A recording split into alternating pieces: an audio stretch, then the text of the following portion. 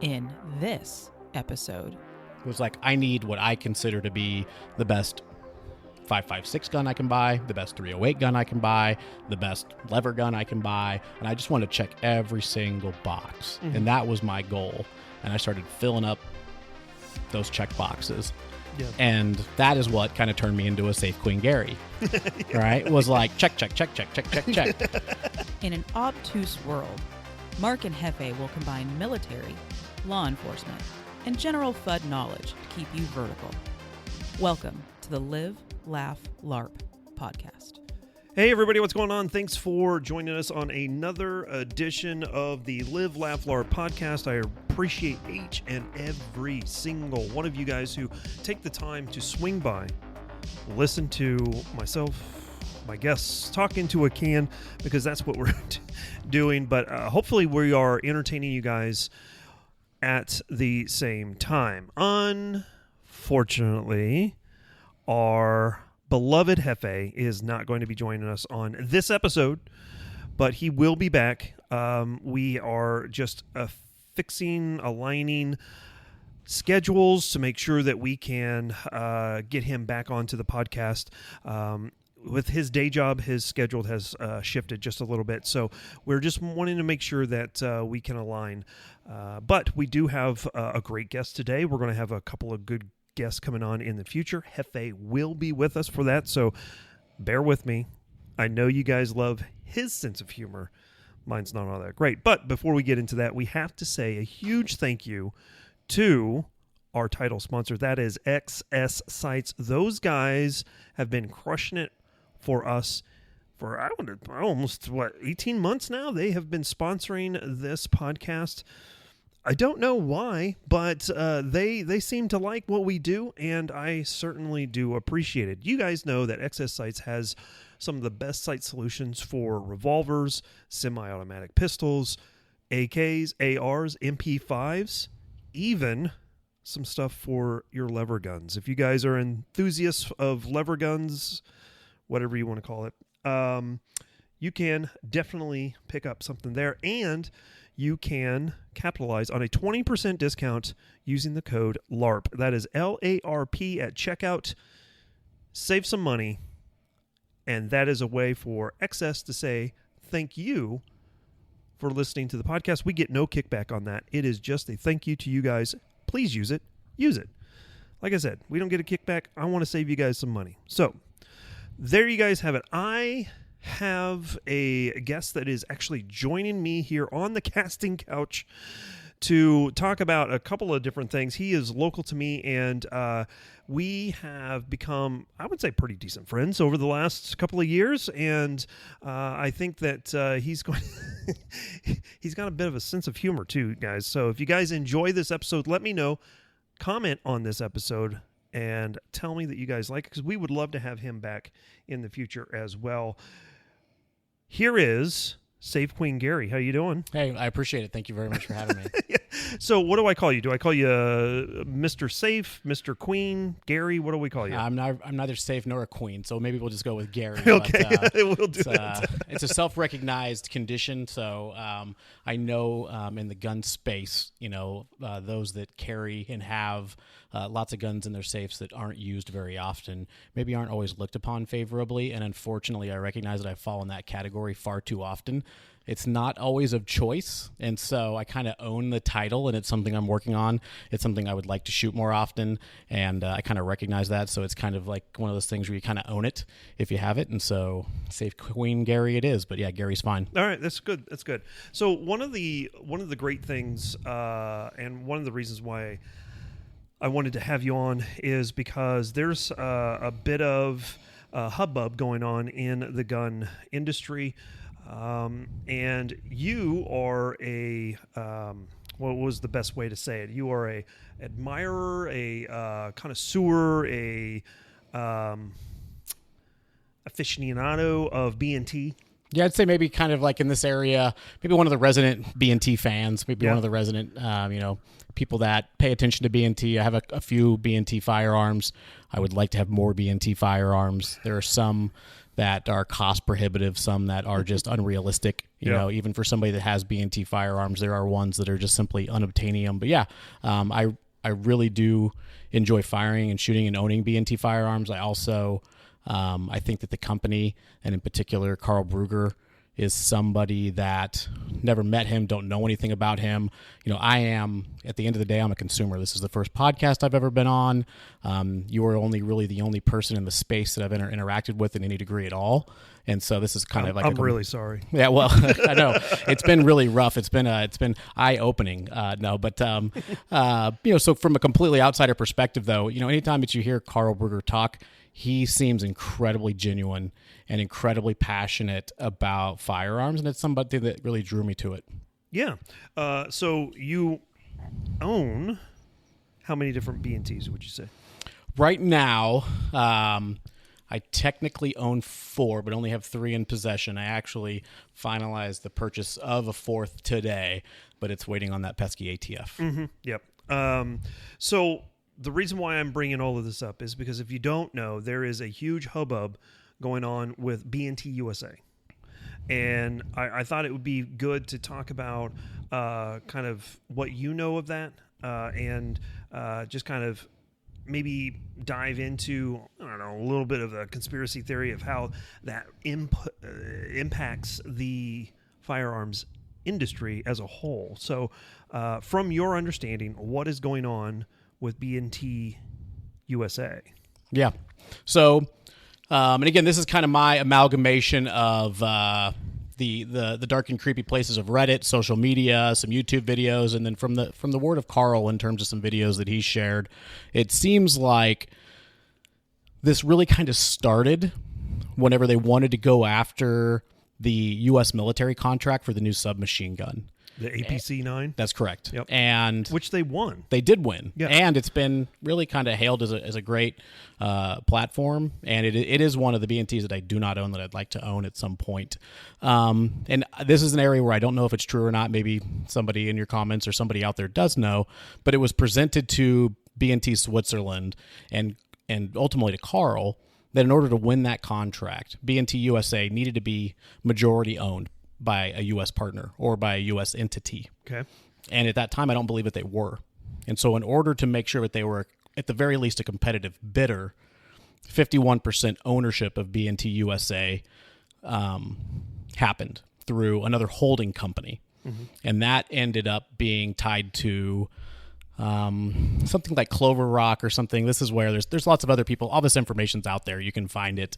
And also, let me just say, number one, allegedly. Like, you know, so allegedly. We do use that term a lot.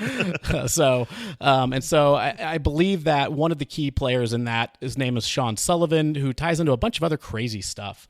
And so that, I think, changed the dynamics of the relationship between B&T USA and B&T AG or B&T Switzerland. And I think what that did was it changed the trajectory of B&T USA a little bit. One of those things are, and one of the things that I think a lot of people that maybe simultaneously in some of the things that have changed is the suppressor market. Mm-hmm. And that is partially because of the changes in suppressor lead times, and then now obviously the changes in the tax stamps. Right. And B&T is a major player in suppressors and has been a major player in suppressors for a long time, especially internationally as kind of like a behind the scenes OEM manufacturer, but now especially in the 3D printed space, they're huge, and suppressors cannot be imported. They have to be U.S. manufactured, and so B&T USA is actually who makes all these suppressors. Mm-hmm. And one of the components to this hubbub is that I believe that B&T USA was either in Atlanta or in Florida. And a lot of these companies are, and I think it has to do with the way that the import laws and probably the way that shipping and distribution works being in a coastal area.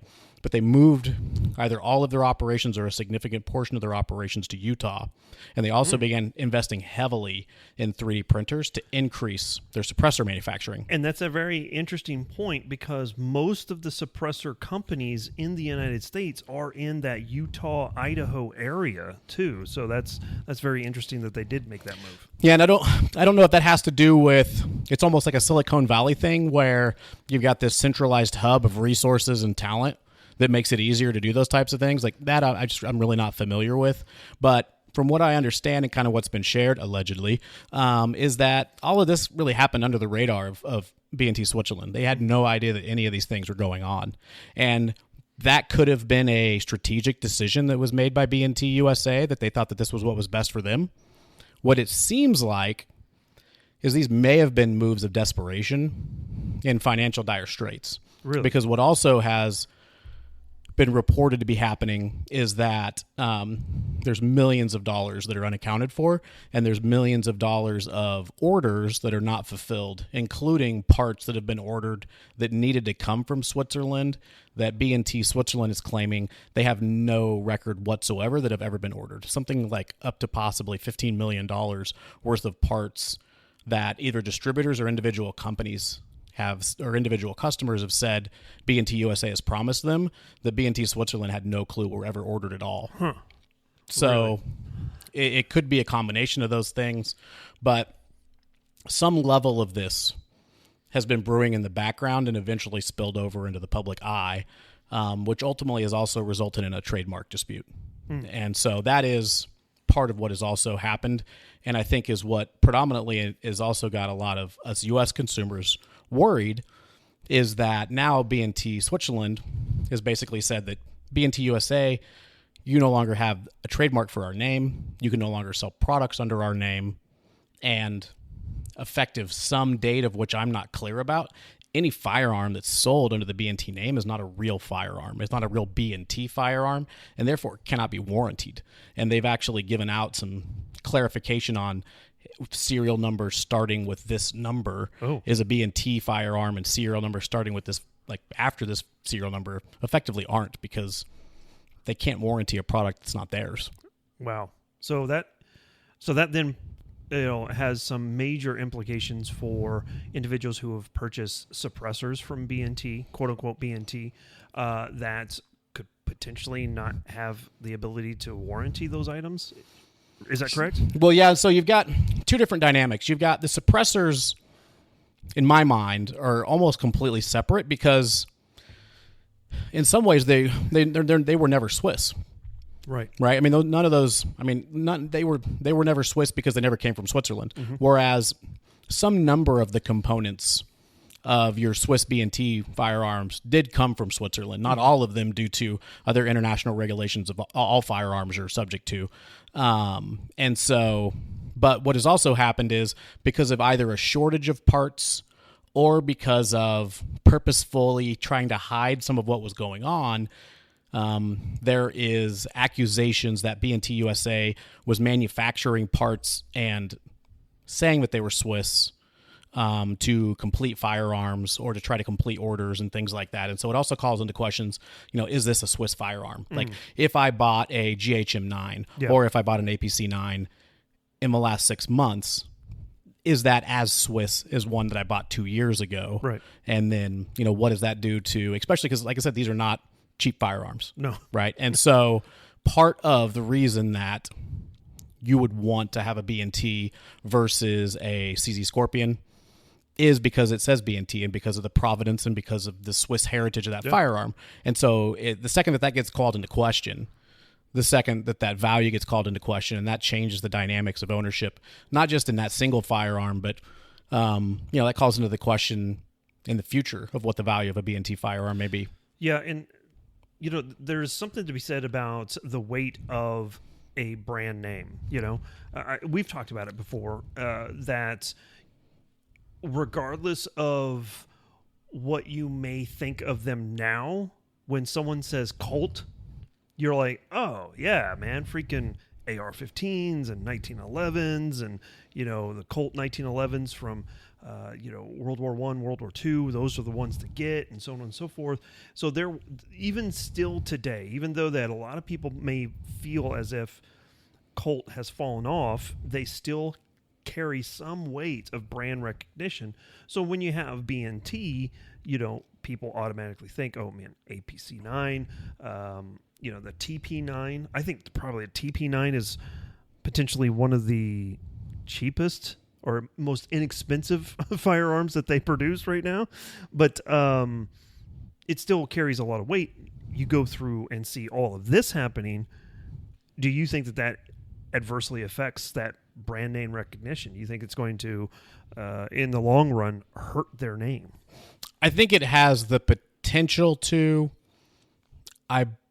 I'm betting that it doesn't. Like I said, I just said that I've got one that I own that I don't take possession of, and so that tells you that I very recently bought it. Right. And it is my second TP9, and I didn't buy it because it's a particularly good firearm. I bought it because I love the TP9, and I did buy it because it is a used one, and I know what serial number it is, and I know what batch it came from, and because it is a specific color, and it came with the older aluminum short suppressor, and so it is a specific spec that personally I find highly desirable, and generally speaking, I think B&T enthusiasts find highly desirable, yeah. Right? But that doesn't mean that in 5 years it will. But I'm also not. I take into consideration what I think something is worth when I purchase it, but I'm not the type of I'm not buying firearms for investments. I'm buying them because I enjoy them. I enjoy shooting them when I have the opportunity to, and I want to shoot them more, but I'm not trying to pretend like I'm going to retire on any of these things. Number one, just in terms of the value of what they are. I'm not going to retire, but also just in terms of those types of things. And not to go down a rabbit hole, but I think you're absolutely right in terms of the ebbs and flows of brands. One of the other firearms that I think about with that is Kimber. Yeah. I was talking to my father-in-law about Kimber, and I had mentioned to him that Kimber's name had kind of fallen off, and he was shocked. Like, he was, he is of the generation that's like, that's a nice fire. That's a really nice gun. Mm-hmm. Those are some of the nicest, They look really good. And they do look really good. But, you get to, somebody in their 30s, somebody in their 40s, and they're more aware of maybe quality control issues and things like that, and not keeping up with some of the other brands. We're like a Staccato, an Atlas. Not that I think Kimber's ever been on like the kind of hand fitting of like an Atlas or things like. There's other brands that have overtaken them in the market, like an Alchemy or something. Yeah, exactly. Yeah. They're not making guns made out of meteorites, right? So, but here we are with a new CEO, and a new firearm in the 2K11, and then the appropriate level of attention, and that's kind of done a complete 180. Yeah. And so I think you can take a positive experience like that, and you'd be fooling yourself that if a brand like B&T, you couldn't have that exact same thing happen in a negative aspect. Mm-hmm. Mm-hmm. Yeah, and the remarkable thing, going back to Kimber, is people talked about how horrible Kimbers were, and I owned a Micro 9, and I've never had a problem with it. Never had an issue with it. It did shoot low, if at least a little lower than I was expecting when I would take it to the range. Obviously, I understand height over bore and that type of stuff, but even at like 10 yards, it was still a couple inches low with just standard ammunition. Could be an ammunition thing, but outside of that, that was the only concern that I ever had with it. But obviously, you had tons and tons and tons of other people complaining about it. And at that time, when Kimber started falling off, their CEO then jumped ship. And didn't he go to SIG USA? I'm under the impression that the CEO of Kimber, during their kind of downside, it did go to SIG, and I believe it's still at SIG. Yeah, exactly. So as you can see how that works. Leadership matters, I think. Yeah. But now you have a leadership who handed a 2K11 to Ben Stoeger and was like, just run it. We don't care. Figure it out. If it breaks, let us know. But outside of that, you do your thing. And I think that speaks volumes to hand over a firearm to Ben Stoeger, who is going to run it to death, right? And is going to legitimately find all those intricacies and the flaws of that firearm. And they welcomed that whole situation. He ultimately, I think, was more positive than negative on that. You ended up getting one. Yeah. And we've shot it together. I'm not going to say that I'm just going to drop everything and go run and get one, but I was impressed with it. It shot well. It's smooth. I mean, as much as a 2011 should.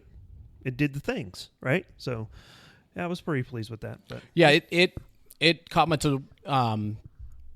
Yeah, and I think the other thing that Kimber did that they took the feedback, and I think they actually changed a couple of small things. I think they changed the design of the safety a little bit, and then I think they made an immediate change in the optics plate due to some feedback and the durability of it. Yep. And so, yeah, and I think that's a big piece too, is taking industry feedback and to bring it back to B&T. I think that's another thing that I think, from what I understand, and again, there's other people that have a lot better connections to B&T and have a lot better connections, but not even people that I think are like industry partners or anything. I think just people have had a lot of really great experiences with B&T, who, again, I think if you talk to people that have owned B&Ts, it's not like there are these impeccably flawless firearms. You'll find plenty of examples on the TP9 of firing pins breaking, safety levers breaking off. I mean, again, these are polymer guns. These are so again, it's a total experience of ownership in terms of multiple aspects of it that go into like why you own and buy something, and it's different than a Glock. That and so that's, and again, but that goes into, I think, why the outcome of this current B&T situation is so important. And however they handle this new distributor situation, who they choose, initially it seemed like that they were going to, instead of picking a partner or going into business with somebody, it seemed like they were just going to run a U.S. operation, which was something that I was kind of excited about. But now it seems like they may choose a partner to do U.S. distributions. We'll see what happens. Like, I don't know how other businesses do it. Like, for example, HK USA. I don't know if HK owns HK USA. I think they may. But so I don't know how the companies do it, but it's going to be very important. The reality is the U.S. firearms market is the only firearms market like this. Yeah. And so if you want to sell high-end firearms to the civilian populace, it is the U.S. market, really, in terms of those things. And so B&T is not going to go anywhere. In terms of B&T USA, that's a whole other conversation. Right. I do think that they, unlike some of these other suppressor manufacturers who are probably leasing time or renting time to print their suppressors, I do think that B&T USA has been buying printers, and as long as they're solvent and can continue to print things, and they figure out whatever they're going to do with a brand name or whatever that looks like, maybe they continue to print suppressors, and who ultimately provides warranty, because that's something I own more B&T suppressors than I do firearms. So I'm heavily invested in finding out what's going on with that. Because ultimately suppressors are, they're just like, they wear out, particularly 3D printed ones. And so, that is a different element of it that we will have to see, what that does. But the suppressor market's a whole other animal. Suppressors today are kind of like cell phones were in 2008, 2009, 2010. Yeah. Like every 6 months, there's a radical change in what the best is. Yeah. And the firearms industry overall is kind of like at this golden age plateau where everything's pretty good. If whether it's a $600 Glock or a $2,500 Kimber or whatever it is, like, it's pretty amazing what you can buy today. I think you touched on something that we can kind of shift gears here. We're talking about suppressors and just kind of the boom of the economy right now when it comes to suppressors. Not that anything in the economy right now is technically booming, but when it comes to suppressors in the gun space, just this year, I mean, I said this before going to SHOT Show. I still hold on to it, that there is 50 new suppressor companies that's going to crop up in 2026, and 2027 we're going to see 50 less suppressor companies. But I'm now kind of worried that may not happen, because we continue to see more and more companies coming out with suppressors, and here of late competing at Kalashnikon, the Stealth Additive Works Tisha was extremely impressive. My buddy Kyle, he known online as Bolts and Holes, he ran one of the Tishas on his crank and was extremely impressed with it. And then we had one guy in our squad at Kalashnikon running it on his 16-inch Krebs Custom M23, and it was ridiculously quiet. I mean, you could take your ears off, and he could run the entire stage, and it wouldn't bother you at all. I was a little reluctantly impressed by it, and this is just kind of my own little, I don't know, ego type of thing, but a mutual, I would say, friend online. I've never met the guy in person, but really, really good guy. Goes by Brew Tactical on Instagram. He posted about the Tisha. This has been maybe 2 months ago. And I made a comment saying, and admittedly, I wasn't exactly sure if this was 3D printed, if it was a welded can or whatever. And I was like, hey, I've been hearing rumors that the welds on these things are cracking. And Micah jumped into reply to me. He's like, hate to break it to you, bud, but you don't know what you're talking about. And then goes on to say that was a problem with the first batch, but we fixed it. And I was like, well, hey, I wasn't trying to troll or anything. I was just trying to air out some of the rumors to make sure that what is being said is actually true. And is it something being done? He acknowledged that, yes, something had gone wrong and it's been fixed. Great, that's all.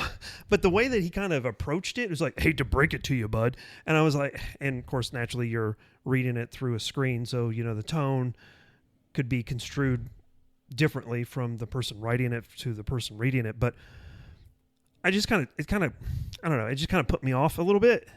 And then like 2 weeks later, he comes out with this big long video talking about, so we've had some problems with them cracking, and here's the lowdown as to, and so I was like, I was vindicated kind of in that. Additionally, they're like, this is 3D printed, so you don't know what you're talking about.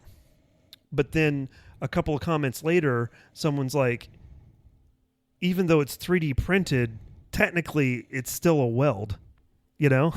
Just like, so now when I see these Tishas out in the wild, I will freely admit they're impressive. They're quiet for as small as they are. They actually, the technology in it is extremely impressive, and I think that's one of the biggest pieces right now. Is we're going to see a whole bunch of different suppressor companies come out, but the way that they're going to compete with each other is the technology and the flows through that can to reduce signature and stuff like that. I think that's the most important piece of it, and why I think that suppressors are going to boom a little bit more, and possibly it may be 2028 before we start seeing some of these other companies collapse, you know? So I don't know, but you've got a few of the B&T ones that are pretty impressive. What are some of the things that you've been looking at when it comes to cans that either impress you or like, okay, this is the next one I'm buying? Yeah, it's hard. So again, as a complete outsider, and suppressors are one of the most difficult things, especially if you don't live in an area where you can test, you know, like you can walk into a shop that has like, hey, we've got a selection of suppressors, and you can just jump into a indoor range and shoot them, and you know, and so it's one of the hardest things to shop for because you're taking somebody's word for it. Sound metering, even the most sophisticated sound metering technology, it's a number, right? So how do you experience it? And so you've got these other, like as a consumer of gun tube, you know, you've got people that are just like popping their earphones off, you know, and it's like, oh, that's quiet, you know, or like adjusting gas tubes. And so, and then even then you've got, you know, what do you care about? Do you care about weight? Do you care about durability? Do you care about flash? Do you care about back pressure? You know, and there's no free lunch. We're finding new ways, and we being humans in the technology in the space. And so for me, at first, for whatever reason, I cared about durability, right? And so I have, you know, belt-fed rated Inconel suppressors, and I get them on the end of a 16-inch gun, and it's like, oh, this is kind of miserable, Yeah, you know? yeah. And so then I have a titanium can, and it's like, oh, this thing's barely there. And so really quickly, you know, I became more practical about how am I going to use this and what are the realities of it. And then also educating myself on some of the realities of the longevity on titanium and how much titanium cans can actually take. And then also, again, kind of just coming to terms with the fact that, you know, most suppressors are, again, they're a wear item. They're Right. not going to last forever. And so for me personally, I prioritize weight, especially if it's a supersonic, you know, if it's 5.56. And I've never experienced a Tisha, but apparently those are like incredible. And same thing, some of the Fire Team is another suppressor I haven't experienced. It's apparently very good. And so, but I predominantly prioritize weight. And so some of the B&T 3D printed cans are really good. Another thing that B&T has is a hybrid. Their Print XH series has an initial Inconel baffle to reduce some of that initial wear, but then the rest of it's 3D printed. And so you kind of get the best of the both worlds there. You still get a lot of flash. And so I don't operate or own night vision. And so like have no concerns there. Maybe someday that changes and my priorities change. But again, we are getting to a point where there are some of these suppressors, like some of like the Fire Team is one. There's like a Rode 6 is one that you see a lot Ridgeback online. Defense, yeah. That there are kind of a lot of like kind of have your cake and eat it too suppressors. And I think that's going to continue with some material science things. But really, I start with weight and then go from there in terms of my personal priorities. But like I said, everybody's a little different. Right. So one of the concerns that I have when it comes to a lot of these 3D printed cans, especially the 3D printed titanium cans. I mean, we got one right here. It's the Zvuk from Zastava USA. Is if there's any type of baffle strike, that's it, man. You're either getting a brand new can, or you're just out of luck. And I guess I personally would like to see more suppressor companies create a can that is much like you were talking about with the B&T, where you have a Inconel or a stainless steel, blast baffle area, and then the rest of it is welded on 3D printed, so that if there is a baffle strike or some issue, which I've had an issue with my Sandman S, I actually had to send it in on warranty. So this has been a couple of years ago, and it's been solid since. But if there is an issue, then they just break off where the 3D printed piece of it is, clean it up, reprint it, good to go. You know, I think that would be a little bit better when it comes to the consumer side. But at the same time, from a business side, you know, it's all about that money. If something happens to my Zvuk, I guess I'm buying a new one, you know, because if you know that manufacturers are going to have, 5 ways to Sunday to, sidestep their warranty. Oh, well, you didn't put our hub mount adapter on it, or you didn't direct thread it, or, or. So then your warranty claim is just kind of tossed out the window, and you're just stuck with a broken can. You're going to have to go buy another one.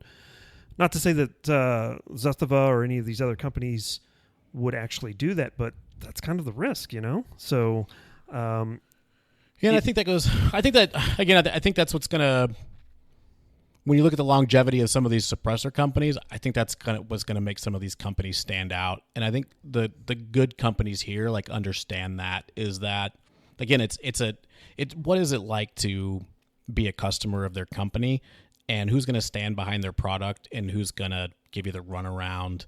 And in a market where there's so much competition, you're not going to put up with being the runaround very often. Yeah. And so I hope that that's the case. That's the dream, right? Is that there is so much competition out there, and we are so free to choose. Yeah. That you just don't have to put up with it. And you're going to find some company that'll stand behind their product, and they realize hey, you know what? That's great, Mark. That's an excellent idea to have some type of highly repairable suppressor. We just made the decision to not make it that way. And you've got the combination of fast form returns no cost for the tax stamp, and we're going to stand behind our product, and we're going to send you a new can, whether that's because you put it on a belt fed and you cleaned it out and it's a hollow tube now, or whatever it is, and as soon as I find the company, look, she's just ready to settle down at this point. But and when I find companies that's how they treat their customers, I pay more for that. I drive farther to do that, and so and I just hope that we continue to find, as consumers, we continue to find people and we continue to support companies that do that, and they continue to find ways to stay in business. Right. Yeah. And I think that a lot of these companies that we have seen, such as the Stealth Additive Works and Ridgeback Defense, and of course my experience with Dead Air, people like to dog on Dead Air, but I've had great experience. I've got several thousands of rounds through my Sandman S. Yes, I had to send it in on a warranty because the blast baffle had this weird blowout. It wasn't a baffle strike. It was a piece of the blast baffle broke along the housing, on the inside of the housing. It was really, really weird.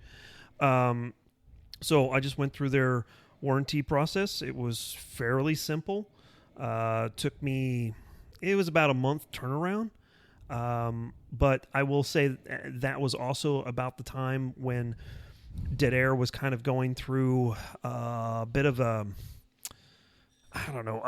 situation when it came to the type of materials that they were using. And I think that they've corrected that today in 2026.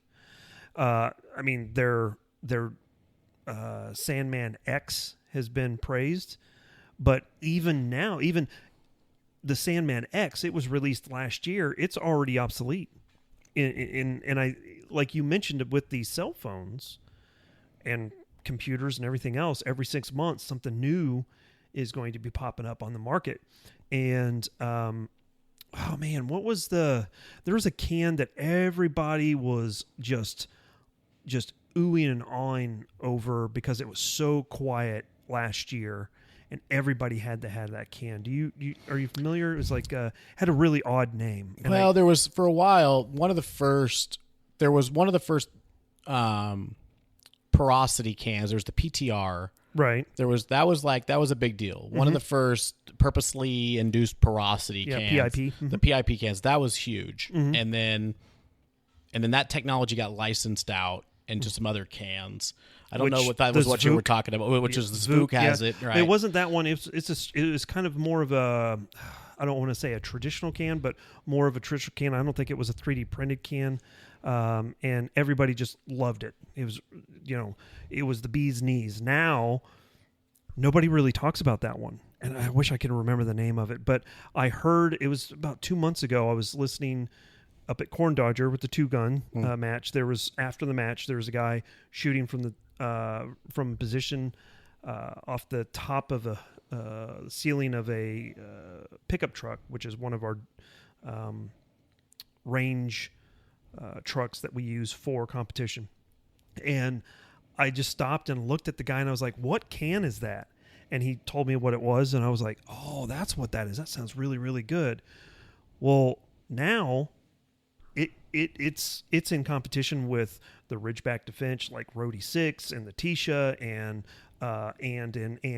there's several other ones out there too. So it's, for someone that wants to go out and get their first can, it's almost overwhelming to try to figure it out.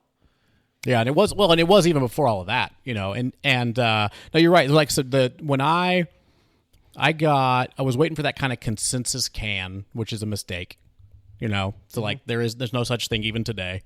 I picked up, like, here's one that, when's the last time you heard about, like Velos, Silencer Co. Velos? Like, those were a big deal. Like, that's that Inconel, right? So I've got and it's like the Velos 556K was like a very this is durable, relatively lightweight, because it's a K can.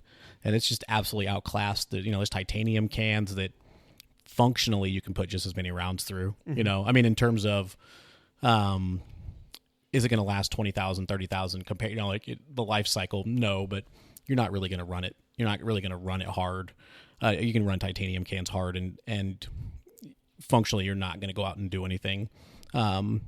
that a titanium can't, that one can, unless you're crazy. And so it is it's a challenging thing. And so you just gotta jump in. And if you sit there and wait, you're never gonna buy anything if you really want to get into it. The same, and then not to mention the complexities of muzzle devices, and I mean, it is a intimidating market to get into, but it's never been easier in terms of processing times, in terms of availability of shops, in terms of the expediency of digital fingerprints, in terms of those types of things, all of which should not exist, but it's never been easier. It's never been cheaper in terms of there are high quality suppressors at prices that have never existed. You know, I mean, so there are CMMG and there's other, we'll see there will continue to be less and less expensive and higher quality cans, and things like that. So, but you're right where if your objective is to, if you're into, and I'm not, but if you're into, and right now it's a horrible time to be into high end PC gaming, thanks AI, but I mean, if you were at any point in time, if you were into high end PC gaming and your objective was to always to have the best of the best, well, prepare to be disappointed. Yeah. Because the newest, coolest thing is coming out and it's going to be better. Yeah. And that's where the suppressor market is right now. And so that's awesome, but it's also, that's the downside. Yeah. And so, but like I said, that's just the march of technology. And like I said, hopefully what that does is it democratizes that technology. And ultimately, I think what it will do is we will see a consolidation of these companies. They all can't exist. And so you'll probably see the licensing of the best designs, the consolidation of those companies, and the consolidation of the ownership of the hardware, the consolidation of the ownership of the manufacturing, and then maybe not. Maybe just you see the consolidation of the manufacturing apparatus, and then the licensing of people to just. Maybe you do continue to see an enormous outcropping of all these people that are quote unquote manufacturers, but none of them own hardware. Right. It's just somebody with a harebrained idea on how to improve a design and then the low cost to print one. Yeah. And realistically, that's what Micah and his team over at Stealth Additive Works did with the Tisha is they took the Delta Tech muzzle device and they just like, hey, we're going to take this idea and we're going to improve upon it and we're going to call it the Tisha and it's going to be a can because the Delta Tech not technically, but for all intents and purposes, basically was a can, but I don't want to say they did, but from my understanding, they kind of scaled it back so it wouldn't be considered a suppressor so they could then market it as a muzzle device. So, yeah, you're absolutely right. And one of the things that I struggle with is my first can, as mentioned, was the Dead Air Sandman S, and I specifically picked that can because it was a multi-cal can, right? So 30-cal can run 5.56, pretty much no restriction, can run, up to 300 Win Mag, no problems whatsoever. And I kept on getting comments about that in my YouTube videos, people asking me, why did I not choose the Dead Air Wolfman over the Sandman S? And I'm like, well, because, I mean, because I had a bit of an ego and I was like, how dare you question my thought process, But then I started looking into it. I'm like, oh, crap. The Wolfman is like rated for 9mm, 5.56, 300 blackout, and 6.5 Creed, pretty much everything that I would probably want it to do. But now with no cost on a tax stamp and wait times are all-time low, breaking my thought process away from having or needing a can that's going to be multi-cal rated and finding a can that is purpose-driven for, okay, this rifle, whatever it is, it's a 11.5, 300 blackout, whatever, yada yada yada. I need to find a can specifically for that, or this 16-inch BCM Mark II 5.56. I need to find it for that, or whatever the case may be. I'm just throwing whatever comes to my head based off of what I have in my collection. That's what I need to start focusing on is, okay, I need a can that is going to go for this rifle and it's going to stay on that rifle.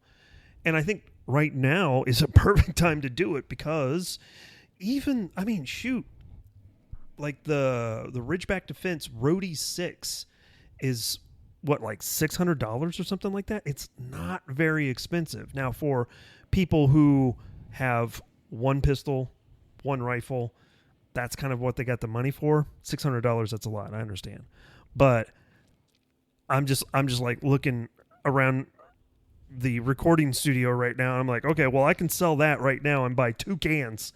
So is that kind of where you've gone with some of your suppressors? You've kind of gone performance, or not performance, but basically duty focused on this can goes for this rifle or whatever. Yeah. Well, again, understanding all they do is sit in my safe. So really, I just buy cans to make sure that they line up with the mounting, like the bracket, so that they can. So rather than be put out by moving the bracket so that the rifle sits properly in my safe, I just get the suppressor that's the right now. So and you're right. Like, so obviously there's the mindset to get like an all-purpose can, a 46 cal can and things like that. And I won't outright say that that's the wrong move. Right. Because everybody, number one,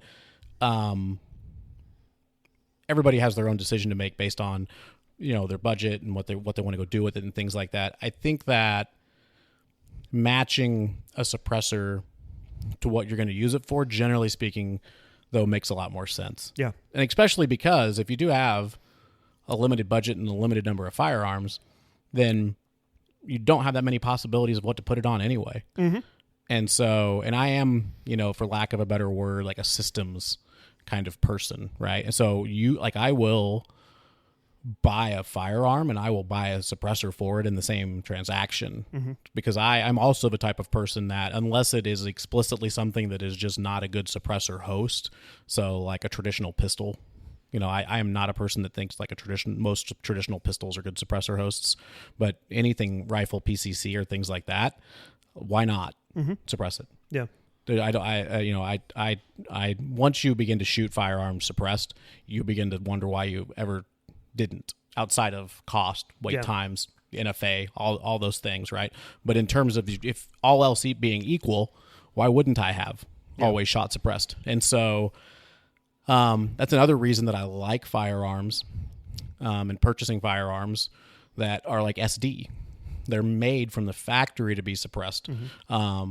Like, those are amazing. Again, if you have the means and you can save up, or that's something that you want to have, like, those are great. And so, yeah, absolutely. I love to match a suppressor to the firearm, especially because that is also going to make sure that it works the best that it can, because most firearms don't have a high degree of adjustability in order to be optimized for a suppressor. And so matching that suppressor to that firearm is going to make sure that it runs the best that it can. Yeah.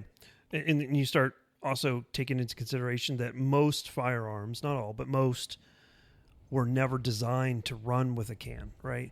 You have those exceptions, like you said, SD. So obviously everybody automatically thinks of like the MP5 SD. Well, the MP5 was never designed technically to run suppressed, but then they're like, hey, wait a second. A lot of these, clandestine units, three-letter agencies are now wanting to suppress these things, so maybe we should redesign this a little bit to have a intricately suppressed, system. So MP5SD is renowned as one of the most best suppressed subguns that has ever been created. So systems, that's actually a really great way to look at it. Yeah, and I'm very interested to see how things go. I do freely admit that I probably need to spend a little bit more money on a few more suppressors, but what's crazy to think is I purchased my first suppressor in 2019. It was 2020, 11 months before I was able to pick it up from the FFL. I had that one suppressor as just the only one I had until, I want to say, late 24. And since then, I have now expanded the number of suppressors by I don't know. I think I have now 8 in a year and a half. And the biggest thing is, why did I wait so long? That's obviously as wait times started to come down, that made it a little bit easier. But at the same time, man, it was, even when the wait time was long, it wasn't very difficult. Silencer Shop, I think, has done a really great job, regardless of what you think of them, has done a great job on streamlining that process. I was talking to the owner of American Cash Exchange just on Thursday, and he said that the guy came in, wanted to buy a suppressor, picked out the one he wanted, went over to the kiosk, fill out everything, did his picture, did his fingerprints, and then decided just to kind of walk around the store, and he was ready to certify in 5 minutes. So what that means in the grand scheme of things was he went in, he basically purchased his firearm, did all of his Form 4 stuff, and the ATF kicked it back and said, yep, he's good to go. He can take it home. So he was able to walk in and walk out within probably, I would say, less than an hour, if not less than 30 minutes, with a new can, which is really, really awesome. Not my experience.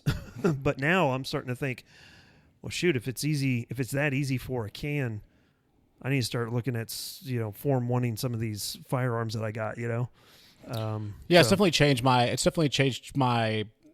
behaviors, right? In terms of like, what are my priorities in ownership, and making like what I own the most shootable and the most enjoyable, rather than like it's partially a joke. Like there are things that I need to shoot more, I want to shoot more, but it definitely, when I go out and shoot, like I want to be able to enjoy them, and having suppressed firearms makes it easier to enjoy. Yeah. And then when I'm, if I'm out, it makes it more enjoyable for the people that are around me, especially shooting indoors. Yeah. Yeah. Saturday, we went to a indoor range down in Wichita, and they have a spot. It's called Bullseye, and it's an older place. I took my concealed carry license course from them like 10 years ago, so they've been around for a while. But the cool thing about them is they have a 100-yard rifle range, which is great for, sighting in a rifle, testing accuracy, so on and so forth. And when I showed up, there was me, and Nan was with me to help film, and then there was one other guy. It's so funny. He was way down at the end. I was on the opposite side. It's like, I think it's like 5 lanes. So maybe 10 yards across, not very large. And so he's all the way to the left, and he pulls the trigger, and you hear a little poof, and then bang. And the bang is the sound of the round hitting the backstop. That sound was louder than his rifle going off. I thought that was really, really cool. And then here I pull out my 16-inch AR, and it sounds like, Thor is dropping his hammer as the thunder god, and he even made the other guy made a comment to Nan. He said, I think he needs one of these here, talking about his can. And Nan just laughed at him. I'm sure she wanted to say something to the fact of, he's like, oh yeah, he's probably got like 10 of them at home, but she's yelling from the background. She really wanted to say something. But again, to that point you were making, it does make it so much more pleasant. If I had been running a can, I'm sure it would have been a lot more pleasant for Nan as she's filming, kind of putting her camera up close, not close to the muzzle, but closer to the muzzle than I am, and so. Yeah, there aren't a lot of good places to shoot around here. And so, it changes the behaviors that I have, and when I go shoot, and I want to go shoot as early in the morning as possible. Yep. Because I know there are going to be a lot of people that are shooting, and there's going to be a guy with a 20-inch scar shooting 6.5 Creedmoor next to me, Yes. and good for him, right? Like what I don't want to do is to have, like, I personally, I don't want to have like a negative feeling about some, like that should be awesome. Yeah. Like, I want to be like, yes, like, dude, shoot your scar. Yeah. You know, not just like come out of there with a TBI, you know, and just be like upset, you know? And so, but at the same time, like, you get into an indoor range like that and it's hard, you know, not to have a negative experience. Yeah. And so, and I don't want to be a person that's creating that experience for somebody else. And so, or for myself either, you know? And so it does, suppressors, like I said, suppressors are a wonderful thing. And hopefully that the laws continue to move in the right direction, and we don't have to have any of these conversations. Like the most ideal way to have a suppressor, even if the laws change just a little bit, and I could serialize Form 1, a titanium tube myself, and then 3D print baffles myself and replace those baffles myself within the confines of the law, I think would be an incredibly positive direction for the law to go. And just have the ability as a hobbyist to go do something like that would be great. You know, today that's not really legal, you know, and some of the ambiguities around wipes and things like that. And so, you know, like I said, there's still so much more that could be done with suppressors.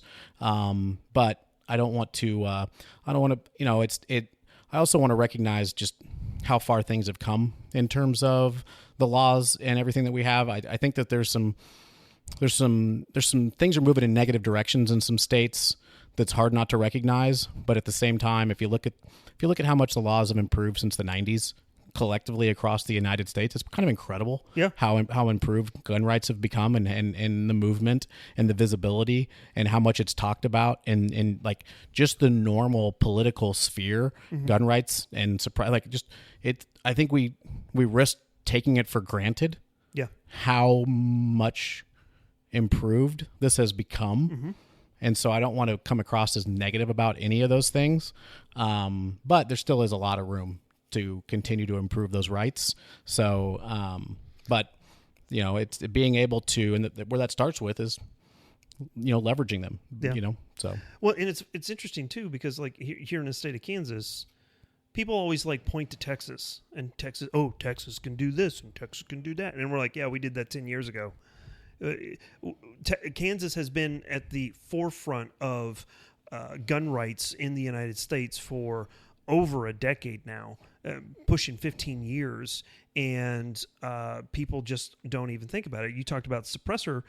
State of Kansas has a law that you can make your own suppressor as long as it's within the state and it is not for sale. And, you know, there's a whole bunch of different aspects to it. I could literally go make my own suppressor and I could not get in trouble for it. But we did have some jokers that kind of, well, let me back up. Texas also had that, 2 years ago, they tried to push that through. Yeah. And the ATF is like, whoa, wait a second. You can't do that. And Texas is like, yeah, we can. We're going to do it. And then it's become a kerfuffle in the courts. I don't even know where that's at anymore. But Kansas did it several years ago. Yeah, I think it's I have the date 2016 in my head. Yeah. And there was somebody that ran afoul of the law related to it. And there's more to the story that I don't have enough details to even go further than that. And I think the prevailing sense was the state of Kansas hung these guys out to dry. Yeah, that's true. But I don't. There's always two sides of the coin, and it usually is some aspect. Like there was some case that people wanted to go to the Supreme Court about some firearms, but it was like, was the aspect related to firearms something that we would really like to be struck down? Yes. Was the guy connected to it also like the scum of the earth? Yes. Yeah. Right? And it's like, do we really want this guy to be the champion of 2A? Absolutely not. And so, and I'm not saying that the people that were connected to that Kansas suppressor thing are that way at all, but I really don't remember the details about it at all. But you're right. Like Kansas has been a state that has done its absolute best to protect the rights of its citizens. And, you know, and I know personally people that are actively looking at having to leave the state that they love. Yeah. Because they don't want to be felons. Yeah. Virginia. And so it's like, that's that's like I said, that's it's a scary proposition to have some place that you call home that you might have to leave because what you own in your basement. Yeah. That's and it's sad too because here, and I'm just as guilty living in the state of Kansas. It's so wide open when it comes to me being able to carry a firearm here, and concealed carry. I prefer to conceal carry. I don't like to open carry. I prefer to do it concealed because I just don't really know who's around. I know that some of my friends are a little bit more kind of center left than I am, and I've actually surprised a couple of people when they found out that I was carrying a firearm. They're like, "I never knew," and I was like, "That's the point." Right, but we do live in a great state. However, I do also feel that there is a level of complacency here because it's just become accepted, and I feel that as the populations of where we are at now start to expand, the population of Topeka and Lawrence, they start to expand, and Kansas City and the urban sprawl, Wichita, those areas are going to become more and more, shall we say, progressive or more center left. So there could be a change in how things happen in the state of Kansas in the future because there is more of a left leaning in these larger populated areas that just kind of squash everything else throughout the state. So that's one of those things that, even though you live in a quote unquote free state, you can't take it for granted. And that's unfortunate because we should be able to take it for granted, So anyway, that's just one of my things. You mentioned something a little bit ago though. You said that, you had certain priorities when it comes to your firearms, your collection. What are some of those priorities for you from your perspective? Because I can tell you mine's changed, and I'll get to you here in a second, but what's your priorities? Yeah, I think first and foremost, I've got the bases covered in terms of, do I have something sufficient in terms of like keep my family safe?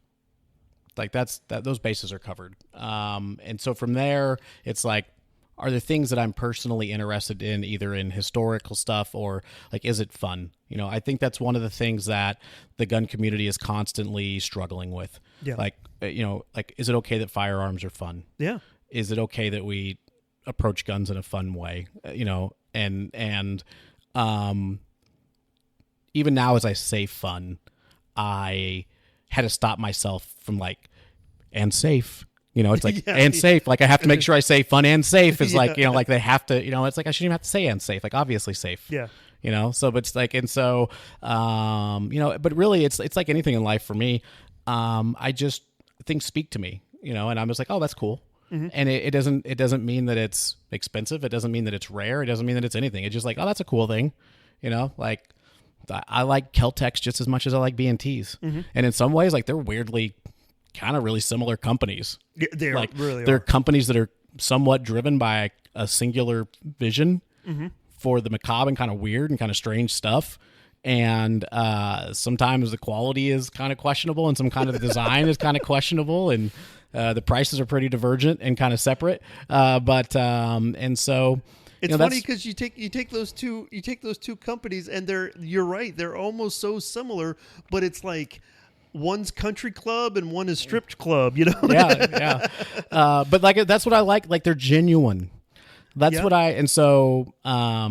that's what I like about people. That's what I like about products. That's what I like about companies. Like I like things that come off as genuine. But my priorities, for me, in some ways, it's almost the hunt. Like I like to find things that I like to look for. Yeah. I like to look for things that, again, it doesn't have to be expensive. It's just like, oh, that's cool. Like I'm really interested in one of those, and they're, you don't see one of those every day. Right. And so, like I would really like to own an actual Swiss, like SG series, like SG 552, SG 553. Oh yeah. Those are probably going to end up being prohibitively expensive to own. Well, they just brought in some, I want to say, probably about 3 months ago. There was a batch that came in, and they started at $7K. Yeah. And I was like, ugh. Well, and so that's the other piece of it where it's like I'm almost two sides about it. So one of the things I don't like to do, I really try not to buy stuff online because once you go down that path, it's just like a matter of like, well, let me get on Gunbroker and see how fast I can go bankrupt. Yeah. You know, and so I like to find, like, it's like part of the hunt. Like, let me find something in person. From what I understand, like the SIG stuff comes in through JDI imports. Like they're the importer that bring them in. And if you get on it quick enough, you can get into one for $4,000 or $5,000. You know, if you want a pre-band, that's where they get in $6,000, $7,000, $8,000, $9,000, stuff like that. So like I said, those will probably always be prohibitively expensive. And you can find the cooler, you get the less cool Sig Sauer clones, for 12 to 16, depending on what it is.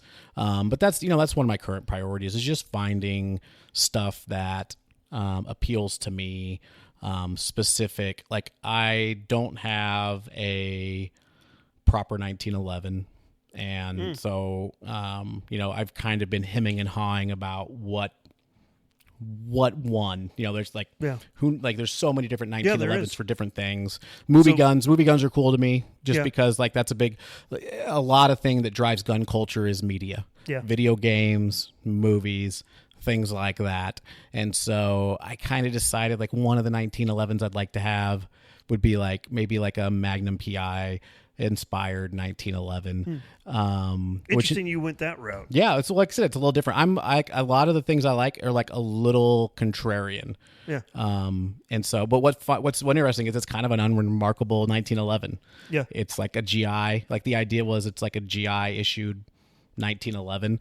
And the movie gun is actually 9mm, not 45, because blanks are easier to get a hold of. Yeah. It's not even a remarkable 1911. So, but I don't have a proper 1911, and again, so I'm kind of when the right one crosses my plate. There's an auction this weekend that's got a gold medal match like 70 series. That probably isn't the one, but so it'd be cool to look at. Yeah, it would be cool to look at. I think one thing that would be really cool for us is because specifically for like 1911s is making a trip out. I think it's in Ohio to the CMP headquarters. And you can actually walk in and you can like pick the one that you want, whether it's a M1 1903 or a 1911 or whatever. Yeah, that would be cool. I would, like I said, that would be a preferred way to get one. Would be through the CMP, whether it's an M1 or a 1911. I mean, it'll be expensive though. Yeah, it'll be almost too expensive, but at the same time, you've got that history that's going to go with it. Yeah. So. So, and that's kind of where my direction has changed over the last, I would say probably maybe 3 or 4 weeks, is I'm getting to a point now where I actually want to like unload most of my collection and then fixate on one thing. Like for like rifles, I mean, I'll always have an AR, or a couple of different ARs, because obviously it's the American rifle, right? It's what we grew up on. Yep. Both of us are prior service, so we grew up on the M16, M4. So naturally, I'm going to have one or two of its derivatives. But I'm actually considerate of like getting rid of most of my AKs, except for my Zastavas, right? So I want to fixate on all of the different variants of the Zastava rifles, whether it be a commercial M70, and then the M70 AB2, and an M70 B1, and a B2, and obviously I've got the M85, the M92, the M90. If they ever do an M21, oh my God, I'm getting one of those. I've even gone so far as to pick up a Yugoslavian Mauser, which is sitting right over there. It's still made in the Zastava plant in Serbia. which is 8mm Mauser. I want to get an M24. You know, I would say probably my dream gun as it stands right now would be to get an M91, the Serbian quote unquote Dragunov. And then from like the handgun side is I have fallen back in love with, well, I wouldn't say back. I've fallen in love with, for the first time, Berettas. You know, I carried a Beretta. You carried one as well, right? Yep. Yeah. We both carried M9s. Mine was clapped out. I hated it. I thought it was a piece of crap. I always thought M9s were pieces of crap. I also was raised by my dad that, you know, you just need one round of 230 grains of pain from a 1911 and that'll stop it. The worst thing the Army ever did was to go from the 1911 to the M9. And so that's kind of my thought process. But then when I got out and now have been shooting competitively with, you know, the 92 series, whether it be the 92X, 92X Centurion, or my Sabia, I fall in love with that pistol and absolutely just want to fixate on Beretta, so much so that I just ended up buying 2 last week, and they just came in, and Beretta 81 and a Beretta 84, and those, like you were saying, they're kind of chunky, but they're kind of cool, you know? They're really cool. Yeah, and that's like, I think that's the other piece that I'm hoping is a trend in. So number one is like, that is, I think you're going to see the pendulum swing to, and this is where it should swing, which is like people find your niche and like lean into it and not like whatever's cool on the internet today. And like, it has nothing to do with like how expensive they are. Like those weren't expensive firearms. Like I sent you some pictures from Cabela's and like, it was like $299. It was like a $300, you know, Beretta. With an importer from Kansas that I didn't even know had no clue existed. Yeah, and like, because I stumbled across that importer, Mark, like I stumbled across like an incredibly cool gun shop I had no idea existed and found like another like rabbit hole to go down. Right. You know, and so like, that's a cool part. But no, I thought about your question a little more. And so my first firearm was a Bushmaster AR-15. My second firearm was a Walther P99. And then I joined the military, and my need for firearms was different because, number one, like owning privately owned firearms while you're active duty is not the easiest thing. Right. And also like you're, you know, like it's my need to like satisfy that like desire to go shoot is somewhat handled by the military, although you don't shoot often, right? Except, you know, but you shoot, you know, just enough, just enough. Did enough combat deployments, and you're shooting things like Mark 19 automatic grenade machine guns that you know, like going back and shooting is not as fun. So when I got back into firearms, my goal was like, I need what I consider to be the best 5.56 gun I can buy, the best 308 gun I can buy, the best lever gun I can buy, and I just want to check every single box. And that was my goal. And I started filling up those check boxes. Yeah. And that is what kind of turned me into a Safe Queen Gary. Right? Was like check. And it's like, look at all these things I don't shoot. Yeah, exactly. Right? And so like I've tried to move away from that and like, let me find the things I really enjoy shooting, not the things that I thought I would enjoy shooting or the things that I thought I would enjoy owning, and challenge some of my conventions. So like one of those things was, and I have it still and I like it. I had 2 CZ Scorpions. And again, this kind of gets into like the, you know, like video game stuff. It's like, you know, okay, Scorpion, it's in the video games. They're cool. And I like it, you know, but I read on again, like I'm just a guy, right? And like, even like, you know, I was one of millions of people that was in the military. Like, I don't really know that much about firearms, like genuinely, right? But you know, outside of the experience now that I have, I know way more about firearms now than I did when I was in the military because I've shot a bunch of stuff. Yeah, you know, so, but I see videos, you know, about. I'm sorry, go ahead. I was going to say it's funny that you say that because, you know, going back to my story about shooting at that indoor range this, you know, just this weekend, and you know, walking into these gun stores, say 10 years ago, which the belt that I'm wearing right now, I purchased from that gun store. And I just thought anything that they said was gospel. And then I go in this past weekend, and the guy that I'm talking to behind the counter, I'm just like, what? What is he even saying? He's talking about like 1911 stuff, and the things that he was saying was just like, I mean, you know just enough to sound smart, but you're really not. Yeah. It took me forever to come up with the new aim point red dot, the Koa. I for whatever reason I was brain farting the name of it, and I'm sitting there and it's like, oh come on, it's the new aim point, it's like the enclosed one, but it's smaller than the acro and all this other stuff, and it's specifically made for the Glocks, and the guy was just like wide-eyed, he had no idea what I was talking about. And then we left, and Nan was like, I could definitely tell just by listening to you talk that the moment that you started opening your mouth and saying things, he already knew he was in way too deep. Yeah. And it's just, it's odd to see how that goes now that, when I first started getting into firearms on my own,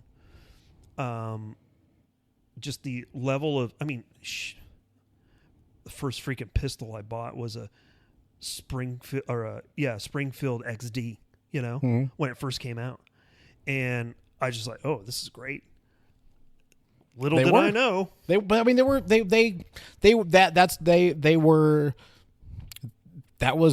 When those came out, like those were the hot gun that garnished a lot of attention, and there wasn't a lot of competition. Like I said, that's the difference in like the gun market that we're in today versus the gun market that we were today. Like you can look back at those and be like, whoa, Springfield XD. But like at the time, like I said, when I bought my Walther, like again, a lot of people are like, why didn't you get a Glock?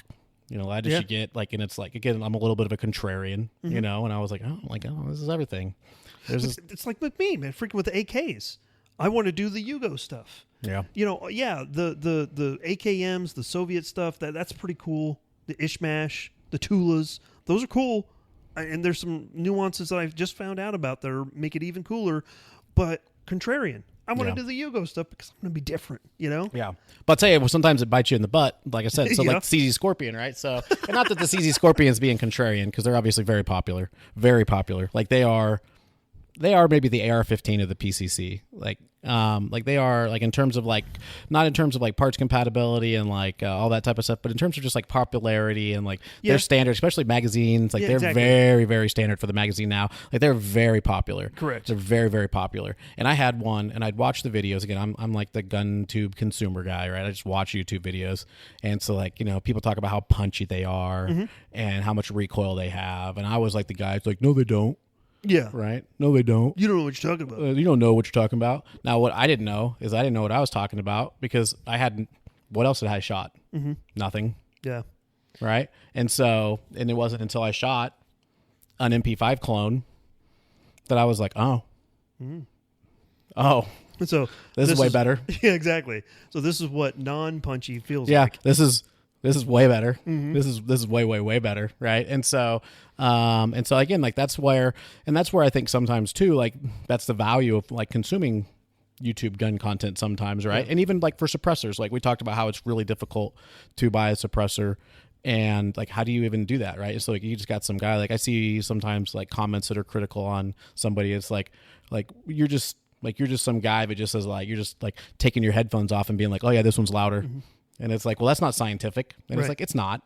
But like, who else? There's a small handful of people that in the last 30 days have heard 100 suppressors. And so that's a good data point.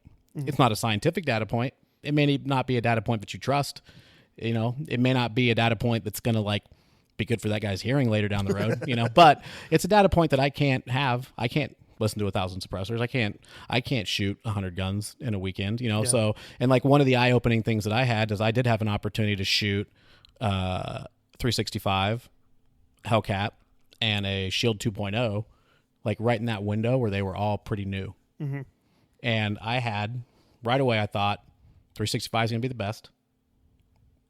and then we'll see if the Hellcat or the Shield. Don't drop it. Yeah, well, yeah. Jeez. And then we'll see if the Hellcat or the Shield's going to be second. Mm-hmm. And in terms of shootability, the Shield, in my mind, like blew the other two away in terms of shootability. And so, but like you just don't have opportunities to do that kind of A/B testing very often when it comes to anything. Yeah. And so, but yeah, so like sometimes being contrarian, you're just being dumb. And the popular one's popular for a reason because it's really good. Yeah. And the MP5 is just like the gold standard that will not die. Yeah, it's like the AR-15. Yeah. Yeah. The Army is now just coming out and saying, well, maybe the X7 or the M7, M5, M6, whatever the hell it's called, isn't going to be fielded to everybody. Shocker. You know? And so all the memes started coming out about, Eugene Stoner looking down, smiling because another rifle that was supposed to take the place of the AR-15 has died.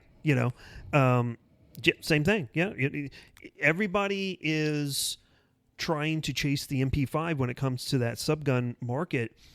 So much so that you've got the Strybog and the Kuna. Those are both roller delayed. They're different in the design, but it's still roller delayed, and they're chasing that MP5. So. And now that I have an FRT in my MP5, that was even more of a game changer because now you really get to see what its purpose and intention was from the get-go, and how controllable that thing is on just full auto, just mag dumping, So yeah.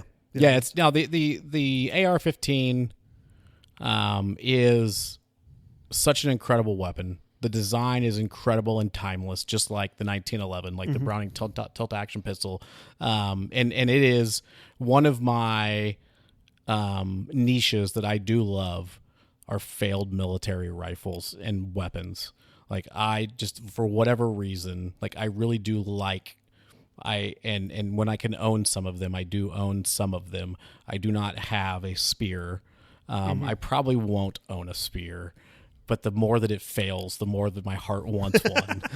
Silly as it seems. So what's your favorite that you've had that's failed? Or not failed. Yeah, but really, honestly, it is probably the Barrett 468. So the Barrett and funnily enough, it's actually an AR pattern rifle. It just shoots the Remington 6.8 SPC, which funnily enough, so 6.8, right? What's old is new. Now it's based on it is not the same 6.8 caliber that the Spear tries to be, but it was trying to save the same problem in 2001. Right. And it was probably the better solution, actually. It is closer to probably what we're going to end up being, which is going to be just a higher pressure 5.56 round. And the 6.8 SPC, that was more of kind of like a 6.5 Grendel now, isn't it? Yeah. And it's still actually, you can walk into Academy and get 6.8. So it is actually a round that is has some staying power. I believe that it's probably mostly popular for hog hunting. I think it's a popularized hog hunting. Yeah. Barrett's continued to make the rifles, but the one that's the cool one is the military contract rifle. There was an episode of like Future Weapons about it that popularized it. It is featured in a couple different video games, and I just happened to stumble across one at a shop that was under consignment for a price that was like honestly very reasonable. Yeah. And I'm very happy that I stumbled across it, and it's something that that's one that will be passed down. Yeah. Mine is it's a Tommy built, but it's my G36C. It's super cool. It was in some of the like OG Ghost Recon video games when I was big into computer gaming. And a friend of mine had one that was going to let it go, and I was like, I want it. I don't care how much it costs, I want it. And so we did some wheeling and dealing, and I ended up with it, which was pretty awesome. What are some of the other ones that you find interesting? I did buy.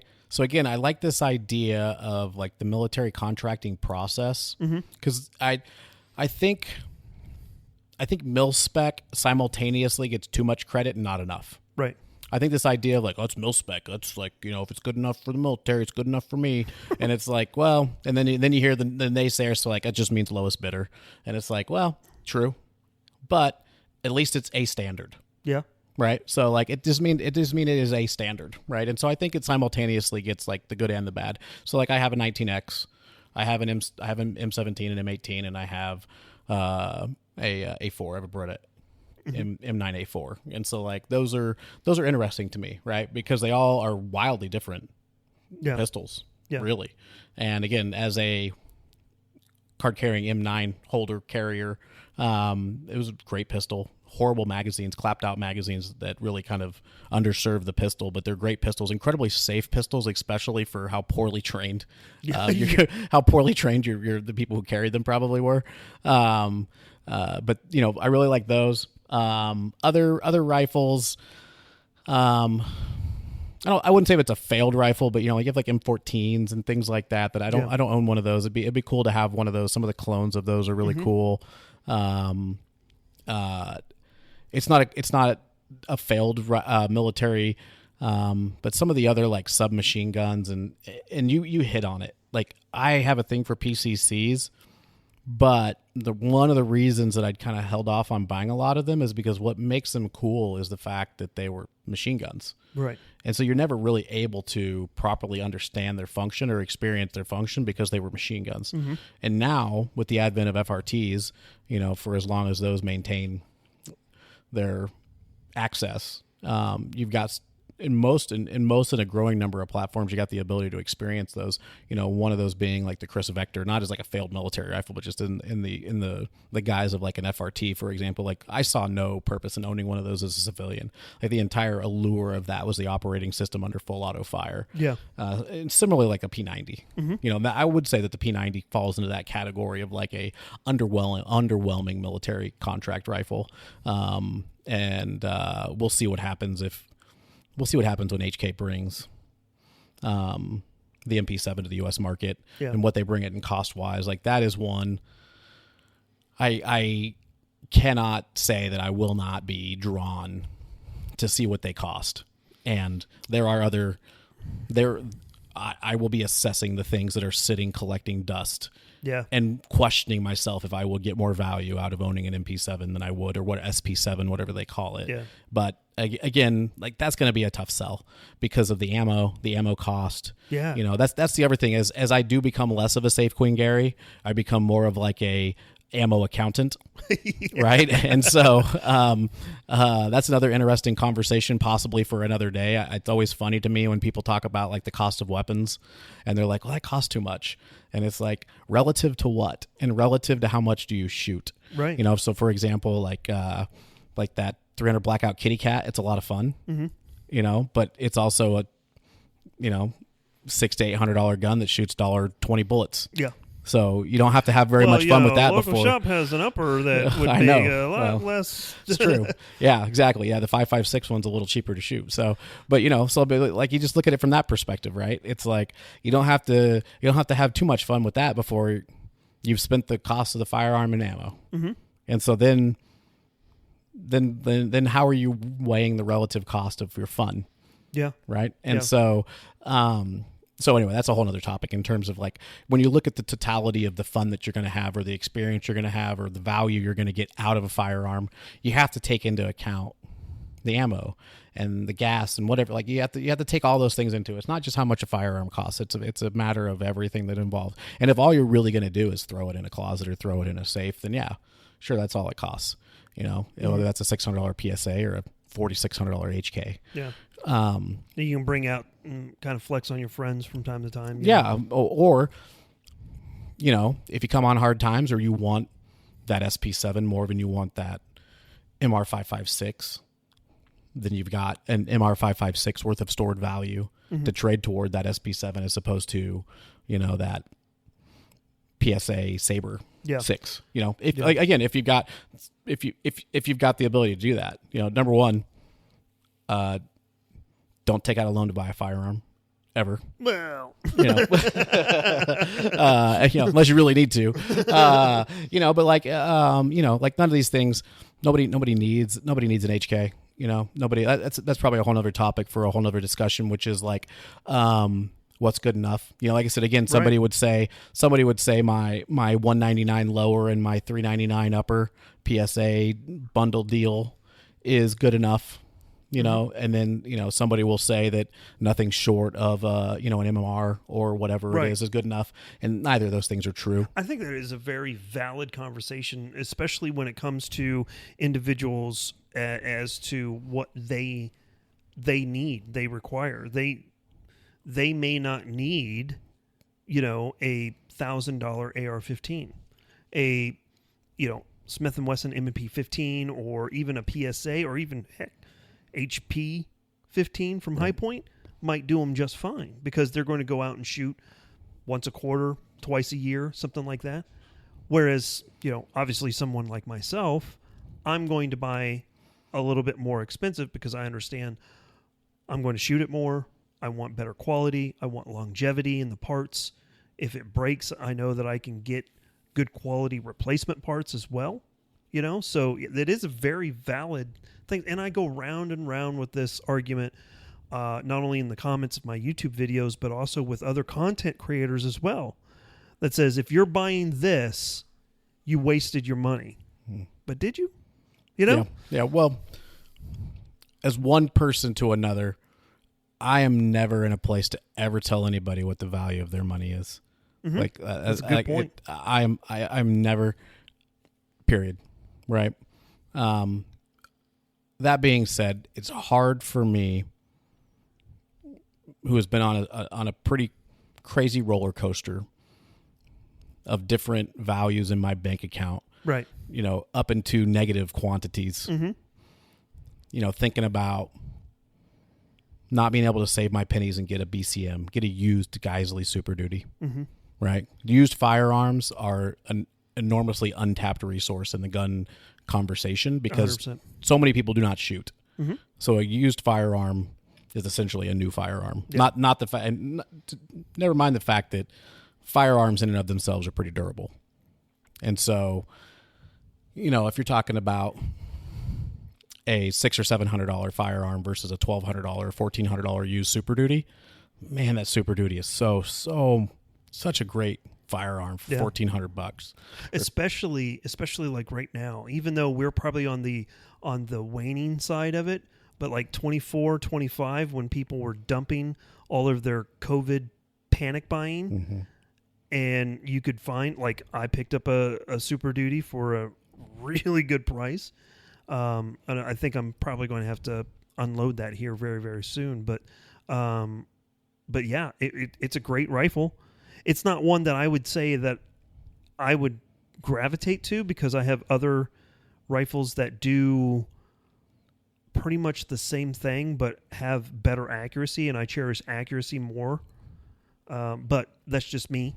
So, yeah. I think like, for whatever, like, again, each to their own, and again, every dollar counts. I also fully subscribe to the, if I save $500 here, and that's $500 more of ammo, or that's $500 of training, or that's $500 of whatever it is that's more important in my life, that's $500 electric bill, like 1,000%. Like, yes, right. But to me, the Super Duty is like that line of, like, it's everything you would ever need, and you don't need, you do not need an HK, you do not need an SR-15, you do not need any of these other Gucci Instagram guns. Yeah. Well, it's like, how do you justify the cost? It's, the big drama right now is with Sons of Liberty Gunworks and their Mark I. That's a $3,000 rifle that realistically, is not getting. You're not getting the same thing that they are selling to the military for their contract gun, which it's supposed to be their contract gun, and it's not doing anything really any better than a Geisley that you can buy for $1,000 less, especially if you find a used one, So yeah, Yeah, that's one that the change in the SBR law probably saved me from. Oh yeah. Yeah. I had one in front of me at Rainier's, in like the cool battleship gray color, and man, it feels nice. Like I picked it up. Like, that's when I picked up a SCAR for the first time. Yep. I immediately set it down. I was like, oh no, Yeah. I really like it a lot. Like it's light, like this thing. I understand the appeal. And I picked that up and I was like, ooh, this is like, I can kind of like it. The handguard is really nice. Like it feels like it's a nice, like it's a premium AR. At that time, I had no clue about the discrepancy in the barrel material, the discrepancy in the bolt material. And that's a shame because that's like something that I think LMT does really well. Yes. And the way that they market that makes 1,000,000% sense to me. If somebody comes to me, like I just told you, like you don't need an SR-15, you don't need an HK, you don't need an LMT. But if you were to come in like that New Zealand reference rifle and the fact that it's like exactly, like it's got the bayonet lug at the 3 o'clock position so that they can also mount a grenade launcher, but you can also fix your bayonet with a grenade launcher. I need that. Yeah, right. You know, it's like, oh yeah, That makes you sense. do need that. Yeah. You do need that, and it's worth $3,800 or $3,500 or whatever that is, right? Yeah. And so, like that makes like like if that's like where you want to spend your money, that makes 1,000,000% sense. And the way that LMT does that, it says this is our reference rifle, and this is what you're getting for that amount of money. Then that makes sense. And if that's what Sons of Liberty was doing, then that makes sense. But the fact that that's become kind of a convoluted mess, and they didn't like immediately correct it, that's a shame. Yeah. And they haven't. It seems like they have not. And so they need to just nip that in the bud right away. I think what they have, and this is coming from what I've heard. So this is all hearsay and Allegedly. But based off of what I've heard from Ben Stoger, because he's the one that's really been kind of talking about this, is that Sons of Liberty came out and said, we never said that you were getting the contract gun, right? This is the gun that we are contracting to the government, but it doesn't have the barrel, it doesn't have the bolt or whatever. And apparently they're supposed to be able to buy the actual barrel. And the reason why I keep on talking about the barrel is because it has some type of new space age material that they're using to increase longevity and still hold accuracy and stuff like that. But if you have a Mark I, you can purchase the barrel in the future for like another $1,100. Yeah. See, that's I don't know. I can't imagine. I forget. It's like it starts with an A. I like the name I have in my brain is like a different type of carbon fiber, and that's not the right. It's like aramid, but that's not the right thing. It starts with an A or something. I don't know. And this is a whole other rabbit hole we don't need to go down. Oh yeah. But it's like similar to like HK barrels. That's a whole other controversy. The fact that like the HK MR556, the HK MR762 don't have chrome lined barrels, and the 76, like the 417 and the 416 do. And so I would imagine I would be interested to know how much different those contract barrels are versus like an HK barrel, a US HK barrel. And the thing that makes US HK barrel, what HK says are like Canon steel. They have a very high chromoly content that gives the HK barrels their longevity. Something like 50,000 rounds. I don't know. Like, and again, this is from the words of HK, but HK, right. Something like HK USA said that they shot one of their MR556. I think they shot an MR556 11-inch, 20,000 rounds and grouped it, and it grouped better is what they said. So I think Henry at 9 holes is doing a some type of durability test and grouping at different intervals. And so I'll be very interested to see kind of like somebody whose opinion I hold in very high regard in terms of truthfulness. Right. There's like a third-party objective observer to see, okay, let's put thousands and thousands and thousands of rounds through a barrel and see what it is. But that gets into the conversation that I was trying to avoid earlier, right? It's just like, if you're like me, like I'm a drama person. Like that's part of like I watch Ben Stoger and I pay attention to this kind of stuff because it's interesting. Like it's like my gun bro soap opera. It's fine. Like I get that. Like I am into it. But like if you're legitimately concerned about, I would never buy. If your reason that you would never buy like an HK is because the barrel's not chrome lined and you're worried about the longevity, it's like. If you're really going to put 50,000 rounds of 5.56 through it. Yeah. Like, again, it goes back to that total cost of ownership. Yep. You know? So the Sons of Liberty Gunworks Mark I barrel is made from armad steel. Okay. ARMAD, and is highly resilient metal designated to handle high pressures, which is going to be very important in the future as they continue to develop these newer rounds that are going to have higher pressures, and has a service life of up to 70,000 rounds in machine gun testing. So that's one of the reasons why people are so enamored by the Mark I from Sons of Liberty Gunworks. So, but does it say who makes that? Is that the same place that just came out with? I can't remember their name off the top of my head. They just came out with that. It's not a new technology, but they're like progressive rifling. That's not a new idea, but I think the way that they're implementing it is new. I think it's proof research. Yeah, I think you're right. This does not. It's source. It does say actually source from French steelmaker Arbe and Duval. Okay. Albert. Also, like, what the heck's going on? What the heck's going on with the U.S. steel industry? Like, why do we got to rely on German and French steel companies to make this super high end steel? Yeah, I don't know. I mean, this has a designation that I can't even begin to decipher, but it's 32 CRMOV 12-10 or 33 CRMOV 12-9 steel. So for you chemists out there, figure that one out, So, I mean, the Mark I looks like it's interesting, but you hear people say, "Oh, it's a recoil delete," and all this other stuff, and like Ben Stover's like, "No, it's not." I mean, it's just he's like, he doesn't have anything negative to say about it, but it's nothing of interest to him. Yeah, I don't even remember. Sons of Liberty is a firearm that it was on kind of like my list. Well, not kind of on my list. I literally have a list because I would see a firearm and I'd be like, "Ooh, I need that one." And my wife would be like, "Of course you do." And I'm like, "No, it's on my list." She's like, "I'm sure it is on your list." I'm like, "No, really, it's on my list." And so because like I said, it was a gun manufacturer again that like I think it had a good reputation, and they were a little different, right? Just like you back into that contrarian, right? It's not a Colt, it's not a this, it's not a that. And I think they make good firearms. But nothing like it's recoil delete. I mean, there's nothing intrinsically different about it's an AR-15. They're not even piston. There's nothing.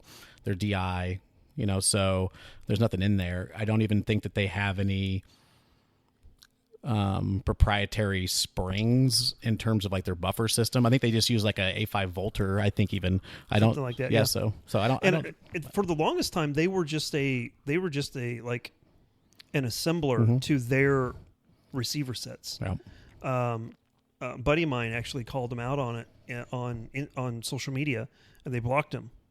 Because he was just like, so his comment was basically, so you're just a assembler, not a manufacturer, and immediate block. Which I think was kind of silly. They could have just been like, no.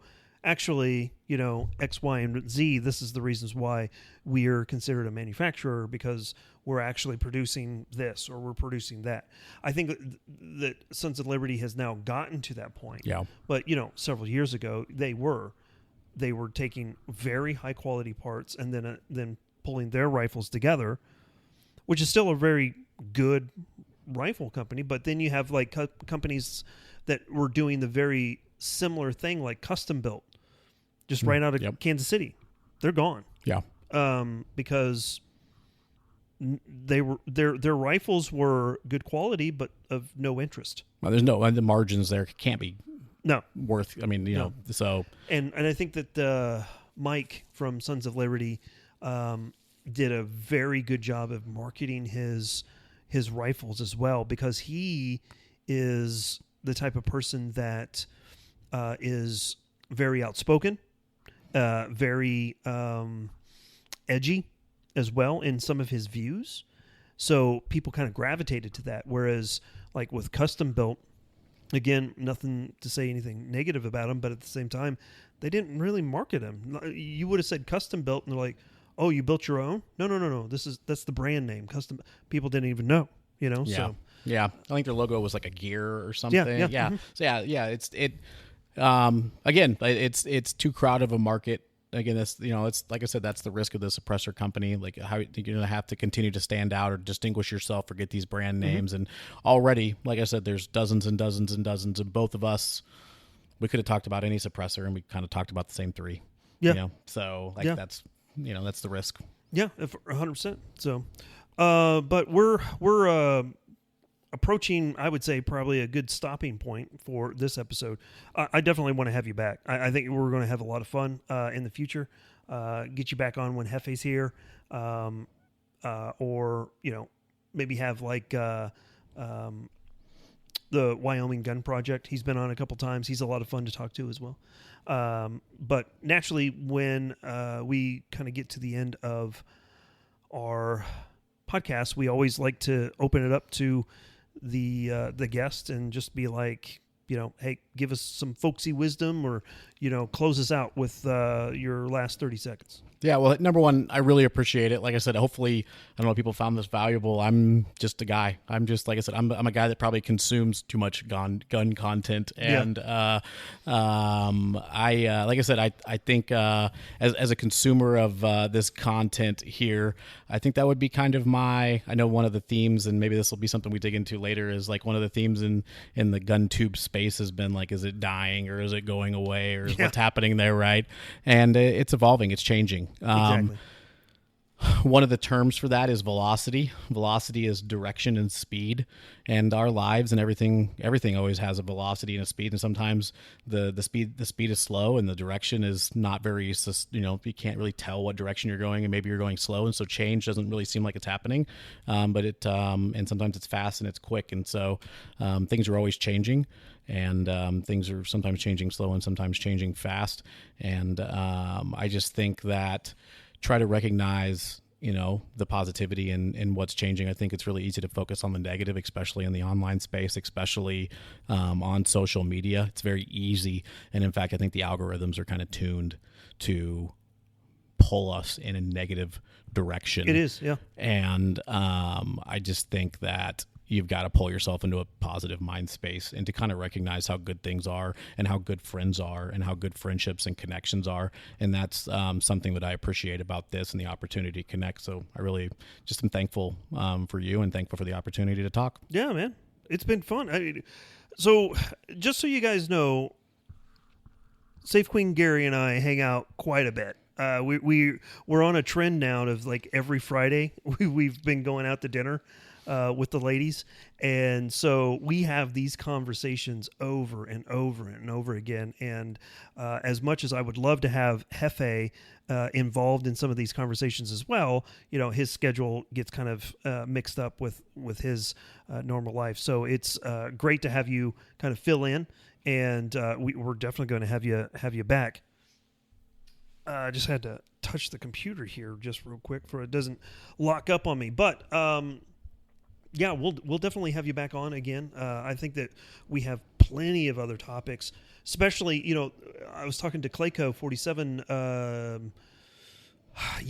just yesterday, because I was worried about how to kind of package today's video, and it just kind of didn't really turn out so well. Not too many people are watching on it, but he did bring up the concept of, is GunTube dying, and my opinion is no, it's not dying. I have a lot of things to say about it, and I think that personally, the people who are talking about it are doing it on purpose because they're trying to extract views. They're like, oh, what is it? Oh, the new controversy, Yeah, this could be the new theme. Like I said, I don't know. I hope maybe this will spring off on other conversations. Like I said, my hope is number one is it's definitely pivoting. I do think that there's some trends that just aren't sustainable in the videos, and my hope is people just find a way to continue to make it fun. Yeah. What I do see is I do see it's probably harder and harder to make it fun. Yeah, it is. Right. I think it's harder in terms of the YouTube rules, probably to have fun doing it. I'm sure that there's a lot of pressure in terms of the rules and in terms of video performance and things like that to have it be fun. And it should be fun. The ideas should be fun. Watching it should be fun. And that's the content that, I find myself gravitating towards. I think it's going to be a combination of that. And I think the other trend, I'm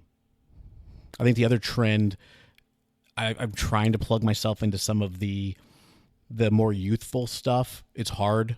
The gun space is already hard because, like, what is youth? It's not a youthful medium. Yeah. But there are obviously people that are younger than us. And I think the youthful medium is actually a return to practicality. Yeah. And some of that is in competition shooting and things like that. But like I said, it's a bigger topic. But I hope that's what you see is kind of like a people having fun and people finding practicality in what they consume for content. So 100%. My biggest thing in my last little 30 seconds here is two things. Something that came to light earlier this week. I posted on Instagram a reel about the filming schedule is the filming schedule, and it was to convey that I was out in torrential downpour, testing the gas settings on a rifle. And I'm getting ready to, I'm not going to let the cat out of the bag. Some of you guys already know, but I'm getting ready to launch off in a new adventure, a new endeavor that is putting me into a very uncomfortable space. And that's kind of the point that just kind of solidified this week with being out in the rain and shooting and, doing something that I've never done before is the concept of get uncomfortable. Find that edge that you're not comfortable in and go explore that, and see if you're going to be successful. I have no idea if I'm going to be successful in this new endeavor, and I hope that I am, but if I'm not, such is life. You live and you learn, but needless to say, that's what I've got. Again, thank you guys for swinging by and staying with us this long into the podcast. If you are still listening, you guys are the GOAT. If you would, please swing by and check out XS Sites. That is our title sponsor. 20% discount at checkout on anything you purchase from them using the code LARP. That's LARP. Use that code as a thank you from XS for listening to the podcast, and we will get out of here. But don't forget to live, laugh, and LARP. Bye, y'all.